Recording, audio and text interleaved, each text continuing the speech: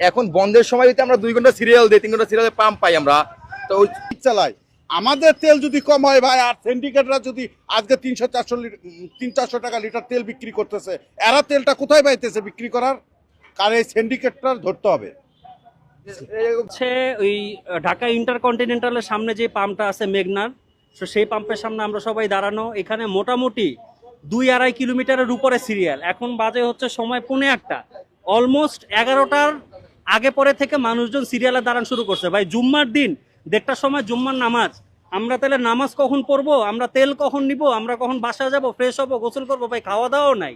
এইভাবে ভাই এটা তো আসলে দেশ চলতে পারে না, এভাবে দেশ চলতে পারে না ভাই। আমরা গভর্নমেন্টের কাছে একটা রিকোয়েস্ট, কাইন্ডলি আপনারা এটা সলিউশন করার চেষ্টা করেন, ঠিক আছে? এইভাবে হলে দিন। হ্যাঁ, আমার করছি ভাই যে তাও নির্যাতিত হইতেছে, এই নির্যাতন ওভারকাম করার জন্য অ্যাটলিস্ট আপনি 120 টাকার জায়গায় 130 নেন, 40 নেন, 50 নেন, কিন্তু সলিউশন করেন। এইভাবে হলে ভাই দেশ চলবে না।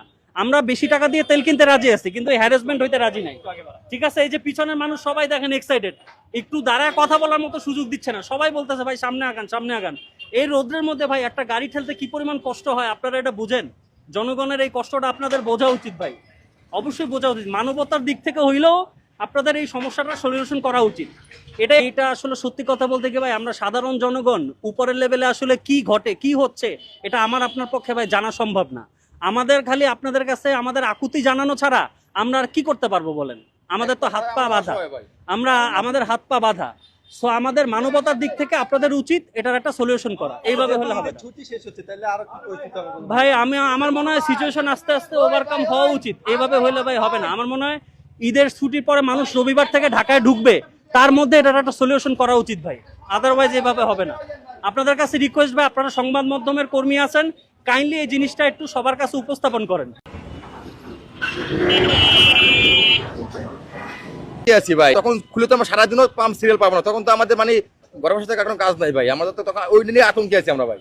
এটা যাতে সরকার দ্রুত পদক্ষেপ নেয়, যাতে আমাদের এই ভোগান্তিটা না হয়, এটার জন্য আমরা আকুল আবেদন।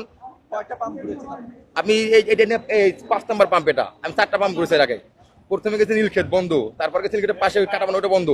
পরে গেছি ওই যে রাজারবাগ, ওটাও বন্ধ। পরে হাজি পাম্পে গেছি রামপুর পাটার পাশে, ওটাও বন্ধ। পরে এইটাই খোলা পাইছি।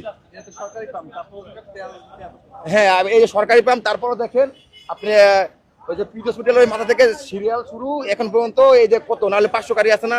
তা আমার কাছে আমাদের বন্ধের দিনে যদি 500 গাড়ি ওভারটেক করে তেল নিতে হয়, তাহলে তো ভাই যখন রবিবার থেকে পরে সোমবার যখন ঢাকা সবাই আসবে, তখন কি অবস্থা হবে এটা আপনারাই বলেন।